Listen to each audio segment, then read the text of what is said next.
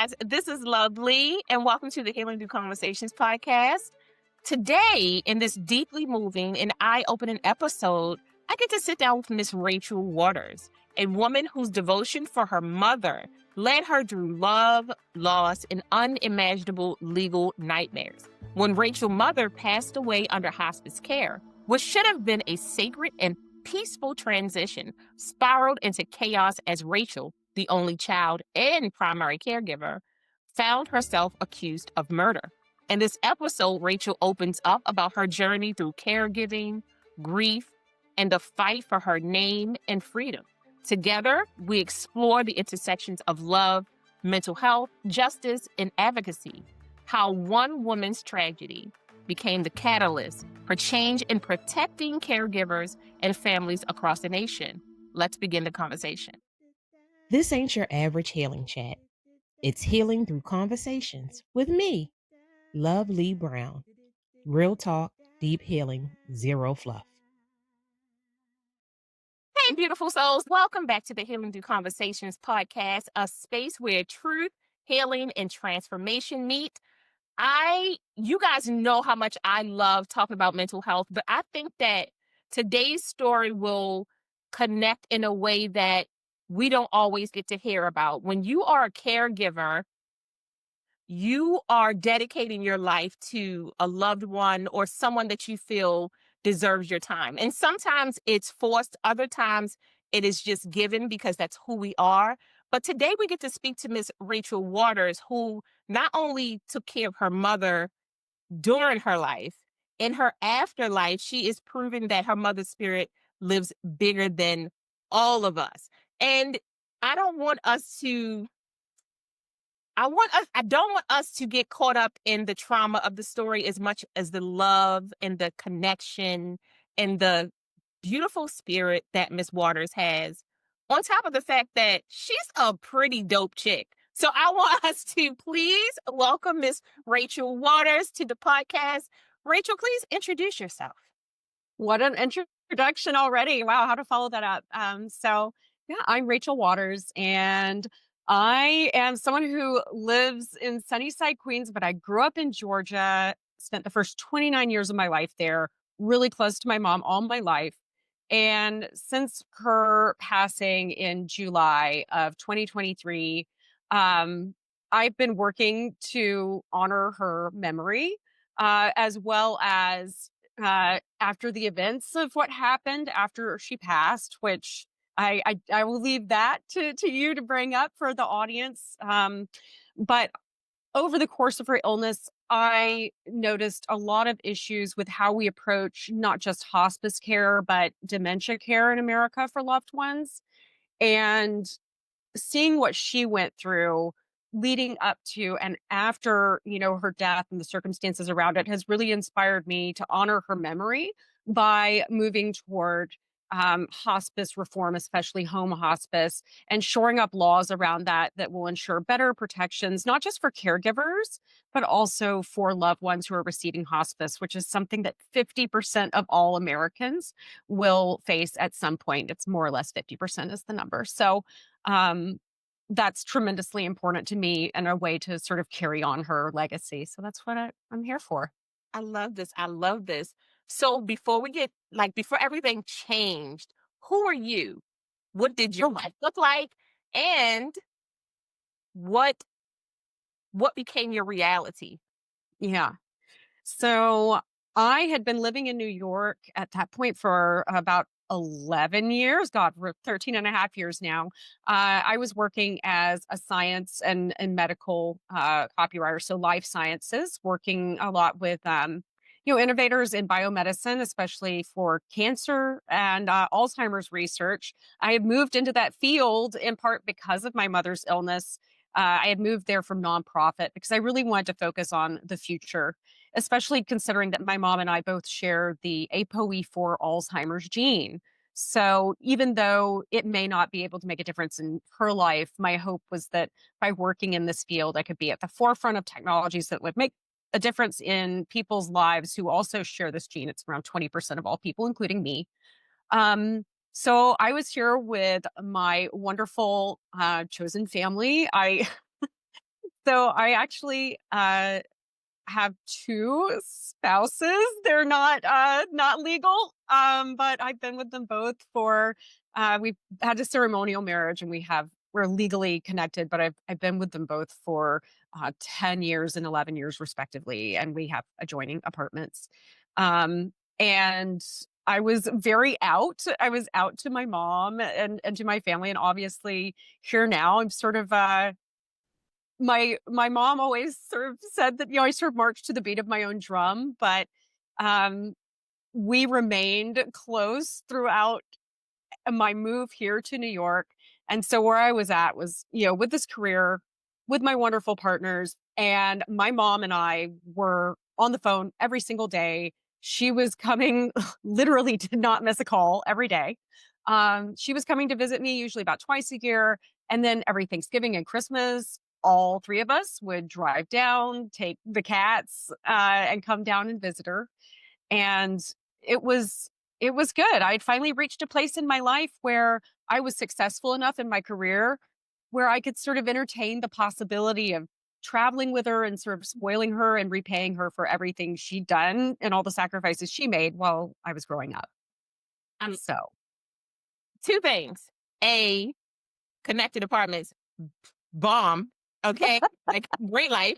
Um, and B, I love that you talk about how strong your bond was with your mom and how you were able to be yourself with your mother, which is so yeah. important for your development as a woman, but also your development with the relationships that are around you. Because if you are able to be yourself with the person who means the most to you, everybody else benefits from that.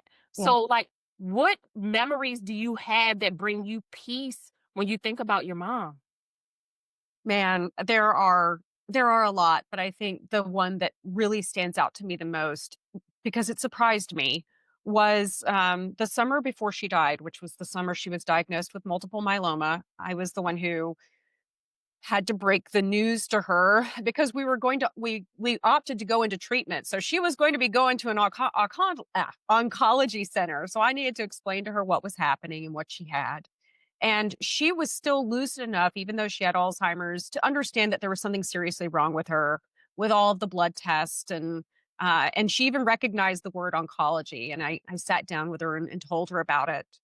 And that was a really hard, painful conversation. I didn't know if she would be able to retain it or process it, and I hoped that she would. But about 3 weeks after that conversation, one day she called me out of the blue one night, and she was more lucid. She sounded like her old self. It was as though she didn't have Alzheimer's at all. And she wanted to call and tell me not to be so scared and so Mm, worried about her. mm. Um, she said, I was really sad and devastated when mother and daddy, her parents, when mother and daddy were dying. And that's normal and that's okay. But I'm supposed to die before you. And and I'm going to go to heaven and I'm still going to see you and look after you. And you're always going to be my baby, even after. Sorry. No, no. Look, we're both going to be boohooing. Be a And part of love and it and was joy. and she sounded so much like her old self. She didn't lose the plot at all. She knew that the cancer would eventually be terminal. And I was trying to reassure her. I'm like, well, you're not going to die tomorrow. We're going to get treatment. There's new therapies. There's monoclonal antibody therapy, which was what we decided to go with. And she held fast to this, like, this acceptance and trying to instill in me this peace with her knowing that she was nearing the end of her life. Um and just, sharing with me how she felt while, her parents were dying.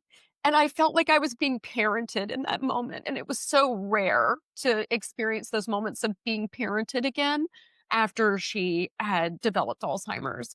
And I will always, always cherish that memory. Yeah, I'll never forget it. Like, and so I think of that one a lot. No, and one, thank you so much for sharing that, and never apologize for tears because Yeah, I should have brought. that's how we water the earth. We teach the earth to be Oh healthy my God, it's without true. tears. It's just the way we work. Um, but it just brings to light how wonderful your mother's spirit was, and how even in this chaotic time, the peace that she felt inside of her was something that she wanted to share with you, because we don't always get that part of our parent, because they've had to raise us and be very strong and kind of prove to us that they could be these like very lioness type people. Yep. And when you have that moment where she shows you not only love and compassion, but she shows you what strength looks like even in this devastating time, I'm sure that's how it's almost like you get a new power pellet. You get more Oh, yeah. energy. It helps you fight for her even more. So like, can you explain to us what it was like once you became the caregiver? What day changed your life and your dynamic with your mom? Oh my God. I remember the exact day. So it was actually during the pandemic. I had last seen my mom in January of 2020, and she was still cognitively normal, still very much my mom. I had been planning to come down and see her for her birthday, which was March 18th of that year. But guess what happened before March 18th? The world shut down. That's right. Yeah. And so I could not go and see her as planned. And I started to notice over the course of the summer during lockdown, her text messages were getting progressively more garbled. And my mom had been an English teacher. She was like, language was her thing and grammar was her thing. And suddenly it was falling apart. I had known from a few years prior that we both had the Alzheimer's gene. We had found it doing a 23andMe. And in that moment, I instantly knew that she was probably developing the early stages. And I knew I had to get down to Georgia as soon as possible to try and assess her and secure care. And so that was in June of 2020, and I wasn't able to get down safely until early August. And that's when we rushed down to see how she was. And at that point, she was still in what they considered mild cognitive impairment, right? It wasn't even full blown Alzheimer's. I'd gotten her into a gerontologist, but the decline was so dramatic from just physically and mentally from what I had seen just 8 months prior. She had aged like it looked like 20 years in 8 months. She'd already lost like 15 pounds. She was doubled over. She had her entire spinal column had collapsed. Um, from severe osteoporosis that and also probably the multiple myeloma was already causing spinal lesions, Yeah. Yeah. because we didn't know why everything was progressing so quickly. We didn't know about the cancer yet. Okay. Um, and so I knew then I instantly had to move into that caregiver role. That, you know, I think when we think about Alzheimer's, we kind of have this monolith of what it looks like, because we watch a 30-minute show and it kind of shows that mom doesn't remember, or dad forgets to and leaves his keys in, or maybe they may leave the stove on or something like that. But with you being the caregiver and being in the you knowing your mom, you knowing how Uh, strong she was, how able-bodied she was, how her cognitive skills were moving, and for you to see in real time how life was just literally being sucked out of her. yeah. And I'm sure at that time, because you had the hospitals that were overwhelmed, it was very hard to get treatment. Um, what did that look like for you guys, and how did that start to affect your mental health as you guys were kind of moving back and forth? Oh my gosh, it was chaos because, there were very uneven safety protocols all throughout the South, especially. And I was having to get her care in Georgia. And I was recognizing how fragile my mom's state was. And so, we were trying to get into hospitals, which is where the geriatricians were. I was starting to get super stressed about the environment at the time. I will never forget, we walked into into the hospital, and because she was masked, um, a person coughed on her intentionally, and I was furious. And if I hadn't been with my mom, I would have chewed them out. I was always on edge. My family, which were her siblings, luckily they were, pretty conscious about COVID. However, they were very much in denial at the time about mom's cognitive decline. So they were pretty uncooperative. They didn't like the doctors I chose. They didn't like the hospital. They thought that I was making much ado about nothing at the time. And so there was not a lot of assistance. Yeah. And it was really isolating. And my mental state could best be described as desperate panic to sort of slow the process down, to get her in with the right doctor, to stop her spine from collapsing further, to try and get her on an Alzheimer's medication. I was just desperate to start to undo some of the damage that had gone unchecked during lockdown. And so, yeah, desperation, that's kind of the best way to sum it up. Yeah, no, desperate panic. That is so descriptive. And I fully felt that, like in my body, I felt that because that moment where you're like, that it's do or die. Yeah.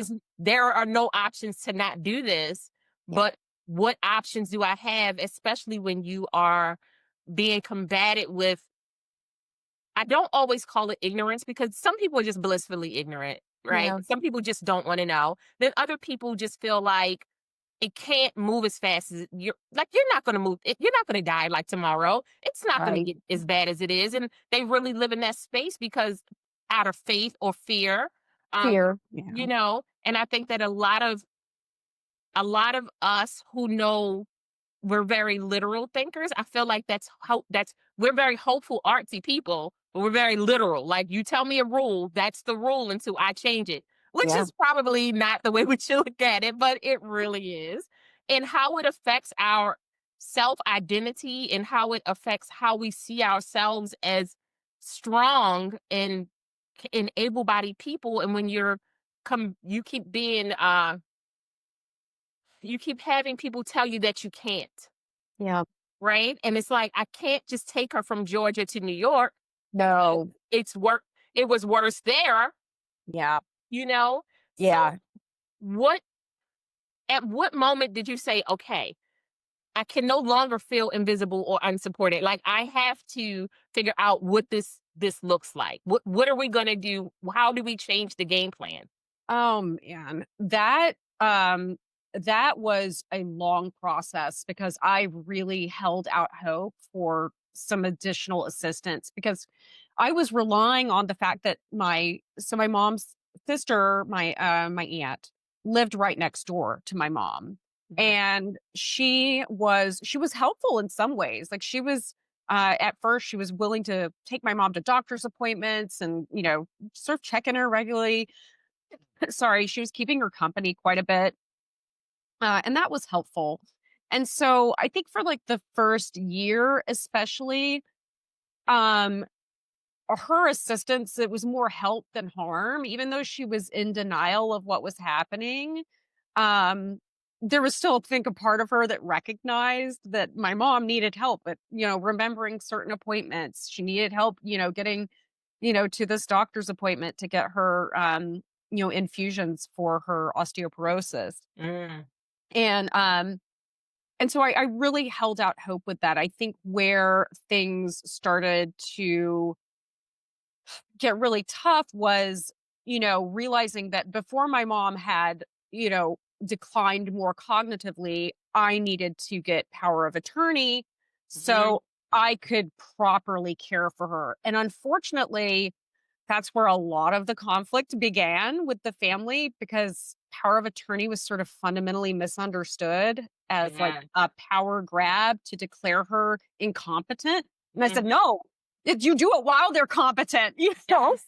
Yes. Um, and there was a complete lack of trust there. And that's when, you know, my husband started, talking to some of my mom's friends too, because my aunt was expressing her doubts to my mom, and my mom was getting afraid and kind of paranoid. Mhm. And and then, after my mom's friends talked to her about the importance of having that and just saying, hey, it's who do you trust most to take care of you? And my mom was like, well, Rachel, of course. And they're like, then you want to be able to do power of attorney.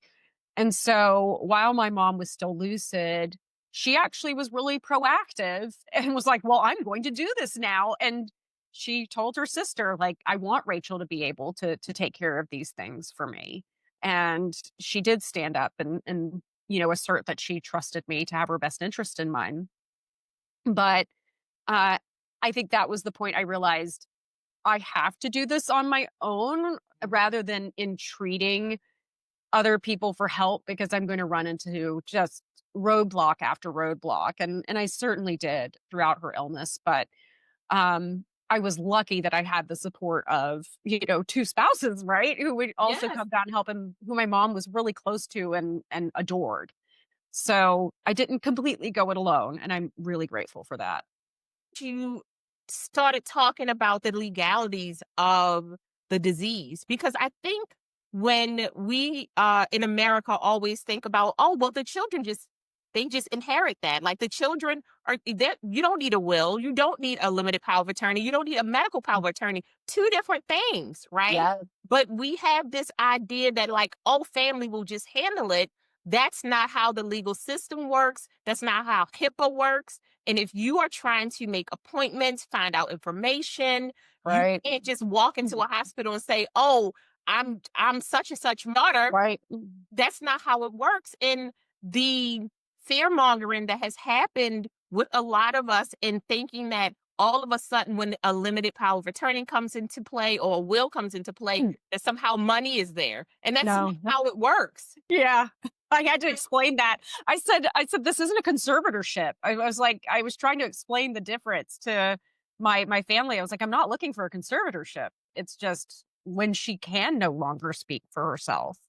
Yes, and giving her that autonomy over her own body, because the one thing I will say that I've learned so much about with speaking to different people about Alzheimer's is that when they are lucid, the Mm. having that autonomy over who they are is so important, because you're going to have to be the one who reminds them that a person isn't alive anymore, that they can't drive anymore. So Yep. you need to have those moments where you can build trust and comfort, and comfort with them before you have to go back and be the Grim Reaper again, Right. to explain that. And I think that that's where a lot of people just kind of they fall off. They make the assumption that it's just gonna rebound. They're gonna be okay, and that's not the case for a lot of people. Mm. And so how did you when you were talking to your spouses about what you needed as a person, what Rachel needed in order to get through this, what were you expressing to them and how did they come through for you? I really needed I needed someone to tell me not to atom bomb my entire life and career, uh, and to go down and live there full time and deal with an impossible situation that I was probably not the best equipped to deal with, because I was not a trained dementia specialist and because I was a family member. There were a lot more liberties that other family members took in intervening in the care that I was trying to provide. Mhm. And my big struggle and my instinct and the way I was raised was, if your loved one becomes sick, you give up your entire life, right? That is just what's expected of women, especially. It didn't matter that I was early in my career, that I literally could not afford to quit my job, Mhm. that I was newlywed, and that I had a home. Um, None of that mattered. There was an expectation from family that I move down there full time, but the expectation was also that I follow their rules too. If they didn't want Mm. her getting a medication, I wasn't going to give that medication. And furthermore, I realized very quickly, because you know, I was still a very frequent caregiver, because even with my job, I was coming down in the early stages of her disease, like every 8 weeks, and staying for a week, 2 weeks at a time.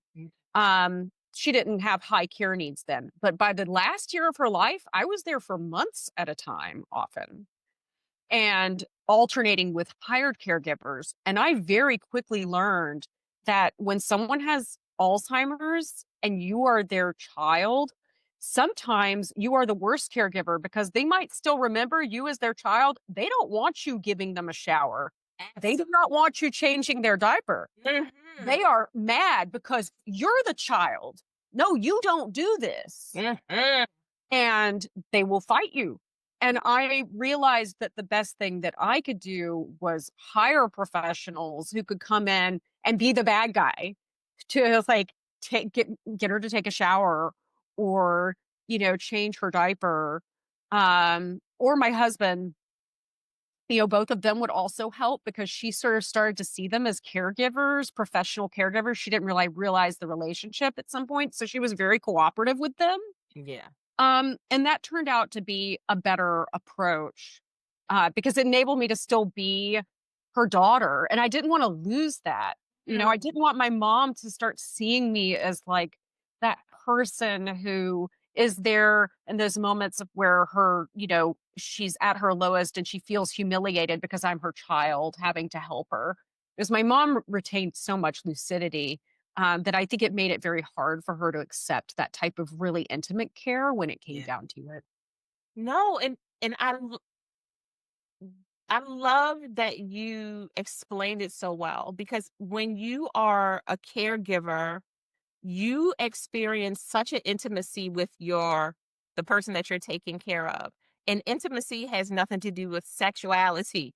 No. That we're just talking about the fundamental raw real humanness Yeah, of a disease where if you don't give them a shower, there's never going to be a shower. Where that's you right. know that, hey mom, it's been 3 days since we washed your hair. We have to You do got to this. do it. And they want to fight you on that.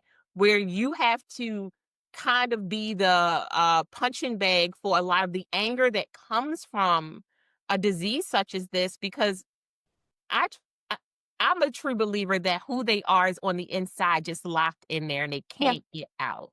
yeah, Right. And when that happens, the frustration of, I know what I'm thinking, I that's just right. cannot communicate that with you. Right. Um, when did you realize as a caregiver that you were not as protected in the medical field as you would have assumed that the law would have carried? Oh boy, well that's a multi-layered question. I think it's less about the law, and I think with dementia, what a lot of people don't realize is what insurance doesn't cover. Tell us about it. So when it comes to activities of daily living, and that is showering, brushing your teeth, washing your hair, using the toilet, fixing food, um, that is not covered, at least for people who do not qualify for Medicaid. My mom's retirement income was too high to ever qualify her for Medicaid. So we were in that weird gray zone where you're not super wealthy, but you're not poor enough, either with assets. Even if you sold off assets, the income, her retirement income was still going to be too high. Yeah. And so at that point, realizing like, yeah, you can cover physical therapy with healthcare, you can cover the doctor's appointments, but for the things she really needed and the things that were really costly and the things that I could not provide, even if I lived down there full time. As she advanced in her disease, she actually needed someone awake 24/7 as she started to wander, as she started to, navigate around the house. You couldn't sleep. So you needed to have a whole crew of people. At Yeah. one point, I had a rotating crew of 3 people coming in, working round the clock. Um, Realizing that like there is just nothing there. You've got to hire these people. That basically, I took all my money from my job and thank God my husband was able to support me so I could put that into being an employer of folks, trying to pay folks a fair wage with the money I made along with some of her retirement and started channeling that into her care. And that was what was so scary. This idea that care costs that can hit, even in rural Georgia, it was one of the big reasons we couldn't move her to New York because care costs were actually far outside of our price range here. Absolutely. Yeah. Yeah. In Georgia, they were 14,000 a month Woo, out of pocket. woo, woo. That's Yes, right.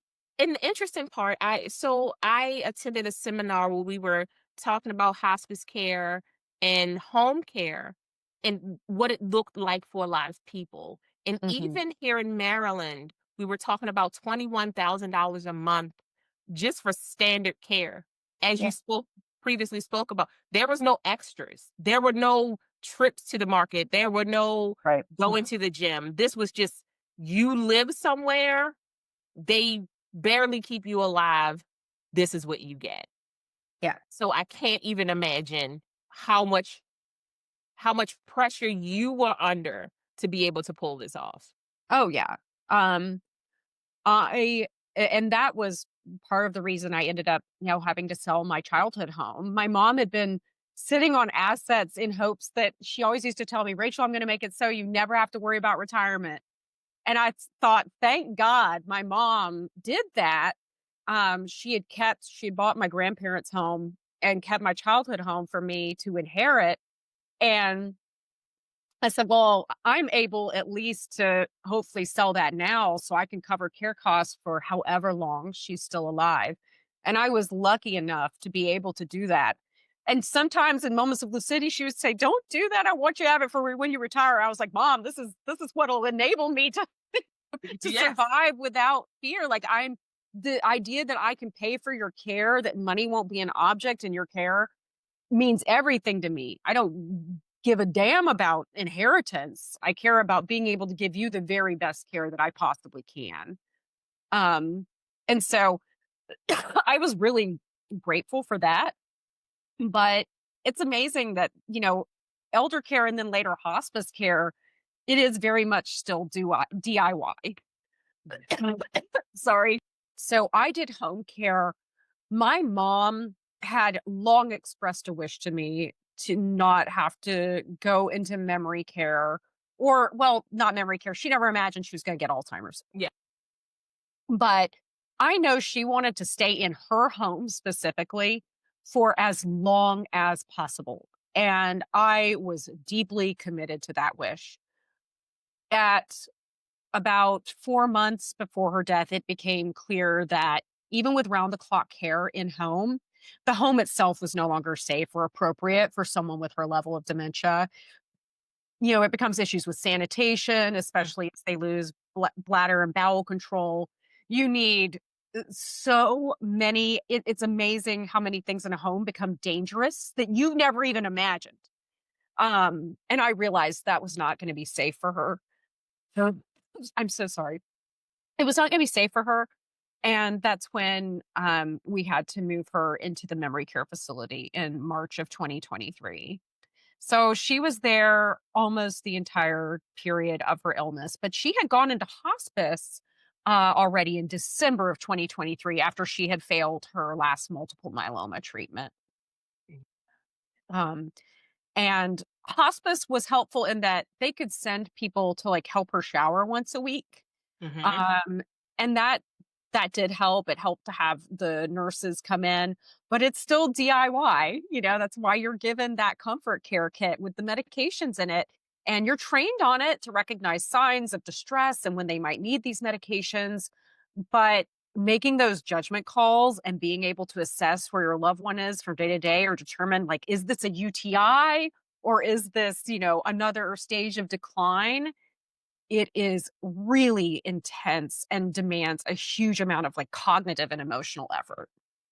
No, and I would think that, as we kind of start not really wrapping up because we're going to be talking really in depth about the care that you gave, but also what led to the charges that you received, which, I mean, the fact that you're here, kudos to you because the bomb would have exploded. Like, it's just, and I'm sure you felt like that's the way the world ended. But I really want to end this on you just explaining to us what you just spoke about as you are you are administering medication to your mom and trying to track all of this because I'm sure that's how your mind works. Let me make sure that all of these things are done at the same time with the same Right. and trying to keep yourself together and keep your mom together.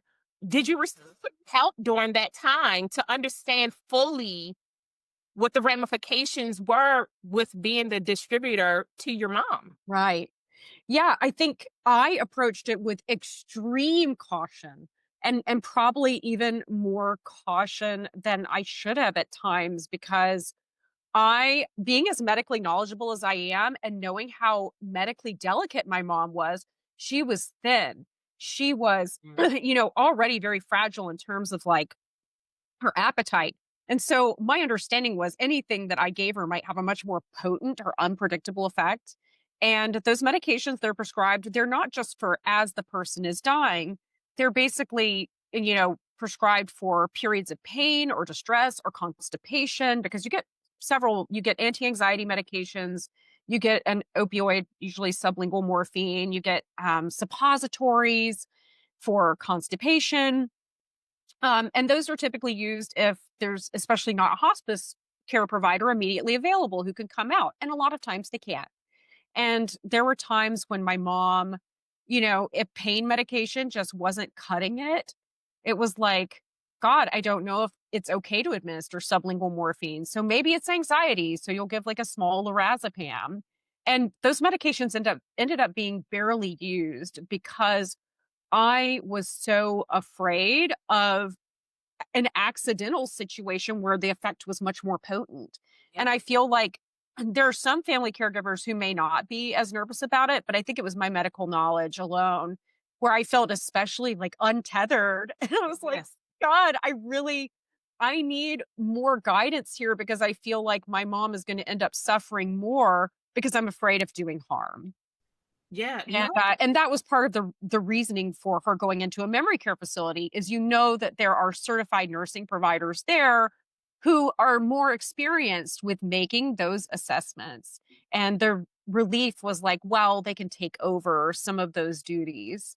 And that was a big part of it too, because I knew she needed far more pain management than she was Mhm. already getting as someone with, end stage, bone cancer essentially. Yes. And I just one, the way you have loved on your mother, because you continue to love her in memory, I can tell, like, you can see it in your face when you talk about your mom, your eyes light up, which is her really talking through you. I'm just a believer in that, truly, that our ancestors kind of come back and talk to us and, re you know, but you've really kind of laid out what it's like to be a caregiver and what it's like to be listened to because I feel like caregivers are ignored so much. You're kind of supposed to just be the body. You really shouldn't say anything. The doctors lead and you just do what they say. But you've explained to us in such a very gentle way what it looks like to be there day in and day out and to also still try to keep some part of who you are as a person alive while you're watching the person that you love the most essentially die, right? And what that looks like to kind of I'm always trying to bridge the gap with like mental health, how that affects your mental health, how it breaks you down. And no matter how strong you are as a person, watching the person that you love deteriorate in a way that feels so very inhumane, I can't even imagine what that felt like as the only daughter. It actually, the best way to sum it up, and perhaps the most agonizing part of it was she began to feel like my child. And I don't mean that in the sense of like I looked at her as a child. I mean that degree of protectiveness of how, like, the idea of her suffering or feeling because she had so much confusion and she was so unmoored, especially toward the end. I was willing to sacrifice so much of myself to ensure that she got the gentleness and love and was advocated for in the way that she deserved to be advocated for. because you start to confront a lot of these systems where if they see your loved one having behaviors, you know, the response typically has been, well, antipsychotic medications, which we know in literature is not actually the most appropriate typically for dementia patients. And you start having to fight and push back and say, I think that what we're dealing with maybe is pain, or maybe there's just some confusion and there's a better behavioral approach. I read a zillion books on dementia care and management. And then you start dealing with systems of people who are burnt out too, and they are tired because they are full-time professional caregivers, and it is just so many small areas of breakdown and imperfection, and this desperation you feel because rather than raising a child up to live, you're sort of you know raising a parent unto death. And it is the same dedication though to care and meticulousness of care and ensuring they eat every day and they get their medications on time and they're able to sleep. um, and I think that psychologically, it feels like a part of yourself is dying when you see them suffering and uncertain and scared and calling for their parents because you are the parent essentially. And all you want to do is to be able to fix it, to make them better. Because a lot of what she would talk about is, she was having a good day. She's like, I think I'm going to get better. And I like prayed. I was like, God, so much. I wish I could reverse this. And it felt just so guttingly unfair because my mom did deserve to have this long, happy, fulfilling life. Like everybody in the family said, oh, mom, she's going to be the one who lives to be like 100 because she was so healthy all her life. Um, that that is what's so gutting and confusing. You forget what it is like to be a daughter, but you understand what it's like to care for a person who you love more than anything in the world, but who is completely and totally dependent on you. And every decision you make is perhaps the difference between life or death, suffering and comfort. I I got goosies. I love how you advocate for your mom. I love how you understand how much heart you have to put into this and how much thought you have to put into being a caregiver because as a person who my uncle and my mother raised me. My uncle passed away from cancer, and watching him become not him Yeah. was absolutely it it felt like I didn't even give myself permission to grieve Mhm. because I just didn't feel like I had permission to grieve because there was so much happening with him that all the energy needed to be like poured into this one spirit to keep him alive. And I felt what you said so deeply within me because you almost feel muted and you're screaming at the same time, Oh, yeah. but nobody gets to hear you. No. Yeah, nobody gets to hear you. So thank you so much for even sharing this beginning of your story. We're going to absolutely have a wonderful conversation about how you not only fought the system for your mom, but had to fight for your life. And you're continuing to fight for your life, for your reputation, for your voice to be heard again, and for your rise to happen so that your mother's death is not in vain. And I look forward to the rest of that story because, my God, you are giving your all, and I appreciate what you're doing in the advocacy sector. Thank you so much. That This has been a wonderful conversation and it feels good to be heard in this way too. So I'm really grateful for that opportunity. And I just hope that other people out there who are on the caregiving journey can feel seen. You are helping so many people feel seen, and I can't wait to have the second half of this conversation with you. Her fight for justice was only the beginning. Stay tuned for part 2 of the Rachel Waters story. Miss Waters has and had to fight for her freedom, fight for her name, fight for her reputation, fight for her mother's legacy. In that moment, all of the grief I felt just flipped the switch to, oh my God, I have to fight for my life now. I am suddenly in survival mode. You don't know if when you turn yourself in, you're ever going to walk out of that cell. The odds that you will end up, um, you know, incarcerated or that you'll win against the state are infinitesimally small.